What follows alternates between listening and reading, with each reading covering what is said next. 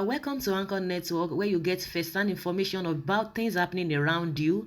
And I appreciate every one of you who has subscribed to this channel. And if you have not subscribed, please press the red button and make sure you press the bell icon, because if you don't press the bell icon, you will not be notified anytime we post news, because we want you to get the news as soon as they come, as fast as they come. So press the bell icon so that you'll be notified anytime. The news we have for you now, you'll be glad that you are aware of it. Stay tuned. The national leader of the All Progressives Congress, Bola Tinubu, has been slammed by the Save Lagos group for allegedly standing against a plan to appoint the former governor of Lagos State, Ambode, as part of President Muhammadu Buhari's cabinet. The group stated that it was reacting to the alleged statement by the former governor of Lagos, who noted that he would resign his membership of APC if President Muhammadu Buhari nominates Ambode as a ministerial nominee from the state. The group, in a statement through its convener, Comrade Adeniyi Alimi, Sulaiman, on Tuesday said Tinubu has turned himself to Alpha and Omega of the state in Nigeria politics, forgetting that only God gives and takes power and no human being can act like God. All the ideas of Tinubu in the political armament of the state and Nigeria was parochial and self-serving. Ambode is more qualified than Tinubu because Ambode is educationally qualified to hold any position, including minister in the country, because he doesn't have Chicagogate on his educational qualification like Mr. Godfatherism. Recall that some aggrieved APC members in Lagos State said Ambode frustrated them during his tenure and needs to be taught a lesson. This comes following indications that President Muhammadu Buhari may reward the former governor and appoint as one of his next cabinet members. According to Punch, top APC chiefs in Lagos alleged that Ambode frustrated some party members in the state during his tenure and needed to be taught a lesson. The aggrieved party men are also making efforts to petition the Economic and Financial Crimes Commission (EFCC) over the former governor's alleged financial misappropriation and corruption. Punch reports that the sources within the ruling party in Lagos said Ambode was not a loyal party man and any move to reward him would be opposed by the party. One of the sources said Ambode tried to destroy the party in his first term. Apart from not being accessible, he revoked contracts belonging to party members and brought in his own companies. He tried to destroy our chances by trying to undermine Sanwo-Olu at every turn. He did not campaign for us, rather he was following Buhari all over the place. He should not expect to represent Lagos in any capacity. We will not allow him have any appointment. Another source who spoke to Punch said Ambode is an indigene of Ondo State and cannot represent Lagos as a minister. Ambode is from Ondo State and he cannot deny it. Yes, he was a governor in Lagos State, but the constitution allows that. However, the constitution states clearly that only an indigene of a state can represent that state as far as ministerial appointments are concerned. We will ensure that the 3 senators from Lagos State block his nomination in the event that he is not nominated by the president. There must be party discipline, the source said. The source further said an investigation into Ambode's administration will soon begin. However, source close to the former governor has reacted to the investigation claim, saying Ambode is ready for the worst. The source added that Ambode's gentlemen should not be mistaken for weakness. Ambode is already prepared for the worst since they have already humiliated him. Buhari even appealed to them to let Ambode return as governor, but they refused. They then tried to impeach him, but they failed. They should remember that Ambode was a permanent secretary and accountant general of the state before becoming a governor. He knows the secret of all those making threats. Anybody who is on a mission of revenge could be digging his own grave in the process.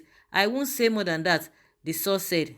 However, there are strong indications that President Muhammadu Buhari may appoint Ambode as a minister following a resolution by the ruling party at the national level that all APC governors who failed in their re-election bid should get a ministerial appointment. This is a serious issue. I think they are just all out for Ambode, but I just feel that they really taught him enough lesson by not coming back for the second time.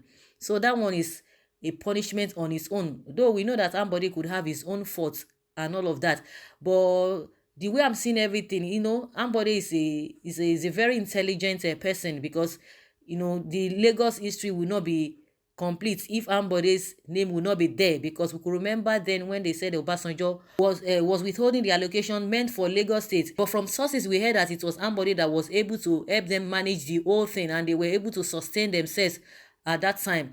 And I think that was why Tinubu was able to go and bring Ambode, because he knew, or he knows that he has that capacity of leading Lagos based on his experience. Of course, nobody can wish away the role Tinubu played, in Lagos election and in Lagos politics. He has been the one grooming a lot of them, and he always bring capable people of integrity, people of intelligence, and that's one thing about Jagaban. I mean Tinubu. But if really that Ambode offended him, I think he would have forgiven him, and you'll just forget everything. At least, like I said, he had been taught a lesson by not even coming back for the second time. And Ambode, on his own part, he was able to bear all of those stress, and he cooled down, because a lot of people were really insinuating, no, this guy, the way they treated you was not the right way. What you need to do just for you to decamp and all of that. A lot of advices, a lot of insinuations. With all of that, he remained in APC. He was able to play his card very well, and at a point they really wanted to impeach him. Meanwhile, he scaled through. And at some point before he left the office, the budget he was supposed to pass, the House couldn't approve it, not until when he left. But as soon as Sanwo-Olu came in, the budget was approved. So I think they really taught him a lot of lessons, and I'm sure Ambode would have learned a lot of things. But I just my own point of view is that they should just allow him to go. So if there's any appointments that will be made, if they really want to give him any ministerial appointments, I think they should allow them to give it to him. But who are these people that are talking in the first place? Do you think that they have that power to even stop the president not to even appoint Ambode if he wants to? They can only make noise, they can only talk, they can only argue. At least now, the president has the power to do what he wants to do. He has the power to appoint anybody. Just like we heard before that when the saga was going on, when the president pleaded with them that he should allow Ambode to go for the second term, they didn't allow him, and they didn't listen to the president, not until when they did what they wanted to do, and Ambode is out of the game. So somebody else is there. Let the person takes over Lagos affair, which the person has already taken, which I know is doing very well.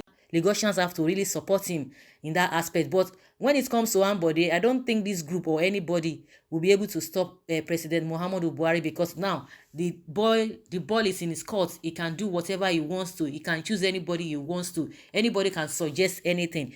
So everybody should just face their business and let the country move forward.